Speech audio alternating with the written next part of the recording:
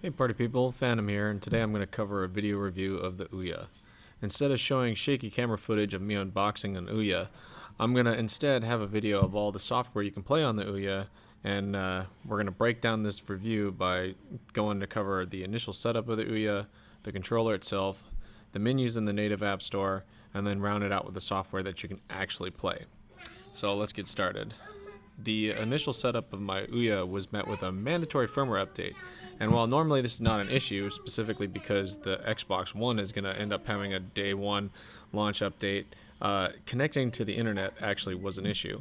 The Wi-Fi in this system is not exactly the strongest, and it took more than 30 minutes for me to actually set up and connect to my Wi-Fi.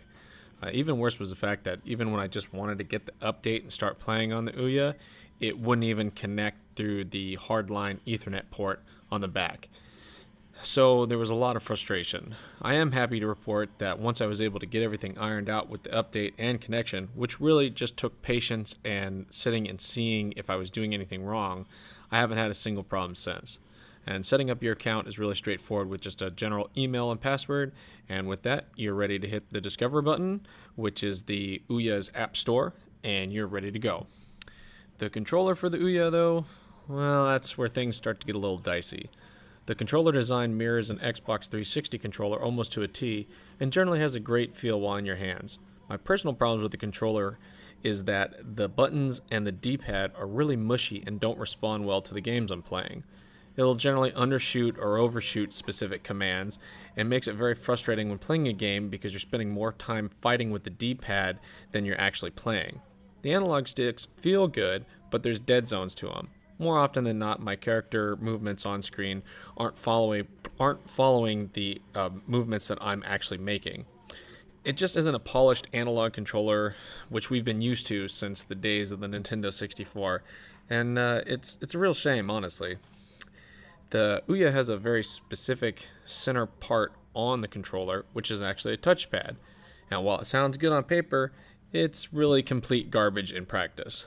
The dead zones are very large, and it becomes unresponsive at times, and then all of a sudden will come back to life with such speed that you'll miss what you're trying to put the cursor on. I'm hoping that with a firmware update it will fix this, but I'm thinking it's more of the controller design itself. Overall, the controller is a big letdown, and it's just really sad to see that, honestly, because the controller is what essentially makes the system, and it's really sad to see that the Ouya falls way short of the mark.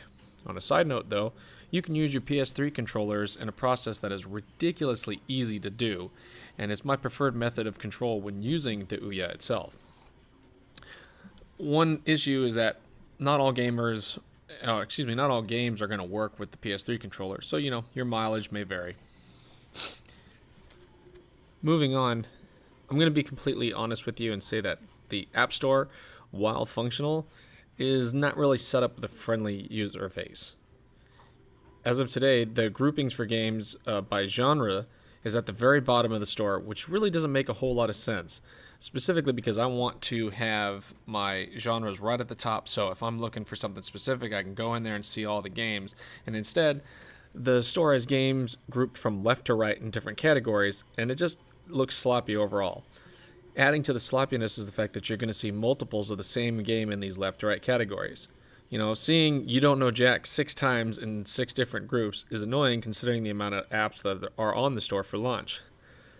The gripe that I have is a complete visual aesthetic on my part and easily can be fixed with a storefront update, but it doesn't leave a warm and fuzzy feeling in my stomach. You never know though, because the Xbox and PlayStation store started out this very way as well. Navigation through the store is easy, and you can download titles to your Ouya with literally a few button presses. Games will queue up behind themselves if you're downloading more than one title, which is great if you're getting the system for the first time, or if you download multiple titles like I usually do. Final bit of information about the storefront is that every game is free to try. It's up to the publisher if they want to make the game fully purchasable within the demo, similar to an Xbox 360 demo, but you can download everything at least once to try. The emulators, which we'll talk about later, for the Super Nintendo, Nintendo, and the like, are all free, which is really neat. The biggest part of any hardware launch is, funny enough, the software that comes with this system, or the games specifically. With the Ouya, there's a ton of content that launches with the system, but that's really not saying that much. Before I go on, I do want to point out that there are some high-profile games that don't even run on my Ouya. Dub Wars, Shadowgun, Sonic 4, or just a few of the titles that I've downloaded have worked once and refused to work since. I have no reason as to why this is, but it's extremely disappointing. This console doesn't have physical discs that can be taken back if they're defected, and waiting on a ticket from the Ouya support team is a long process at the moment. As of this review, it's been 3 days since I've put in a ticket describing my problem, but I've heard no response back. As with the controller, your mileage on the Ouya may vary in this problem, but I wanted to make sure that everyone watching this review knows about this possible issue. Moving on, most of the games on the Ouya are ports of Android mobile games, and it's pretty apparent of that fact. Large menus and buttons that would dominate a touchscreen device are present here, and with some sort of cursor in order to navigate the heart of some of the games. It's not a bad thing though, just again it's something that needs to be pointed out. Until the Ouya gets some real support behind it, you won't see too many games optimized specifically for the Ouya. Higher profile games like Final Fantasy III, No Brakes Valet, Towerfall, and Chronoblade are great and look good overall, and are technically optimized for the system. If you want to flip to the other side of that coin, you also end up having the lower end garbage that floods the general Android store, and it's still garbage that you've seen and possibly played before. A bit of Fistful of Awesome, Get to the Choppa, and a game that is literally a random string of letters are just some of the stinkers on the storefront at this moment.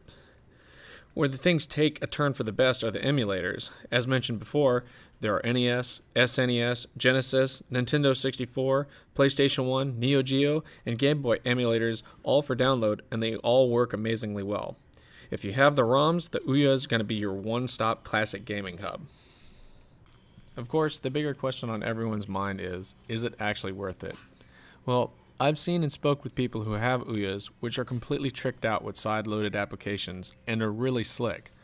There's applications for Netflix, HBO Go, Google Chrome, the XBMC media player, and all these actually run on the Ouya, although they're not actually available on the storefront. You have to side-load these applications. The thing is, it has the stuff to be something different and amazing, but it falls short of a lot of these areas. In general, the controller, the storefront, games that are just complete trash, and the fact that there is no real foreseeable future from developers, it just makes it to where I really can't recommend the Ouya to anyone outside of somebody who is really big on Android and possibly can mod the system. The Ouya has a ton of potential, and that's the problem. It's just potential and not something that has actually been delivered on. If an Ouya 2 or future updates to the system actually happen, then maybe we can revisit the Ouya and we can recommend it. For me though, at least I know I have an all-in-one classic gaming hub right now. I hope you enjoyed the review. This is PhantomShadowz signing off the net.